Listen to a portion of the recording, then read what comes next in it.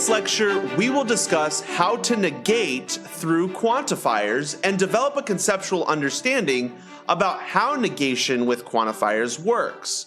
So let's see how it works first. If we have a negation of a certain quantified statement for all x, p of x, that negation can carry through to the statement itself here, but the quantifier itself flips. Likewise, if you have an existential quantifier, this negation can pass through here and you flip the quantifier.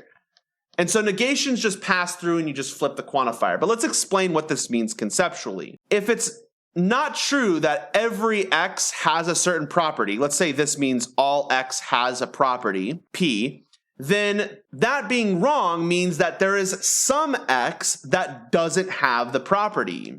So that's the conceptual understanding behind this.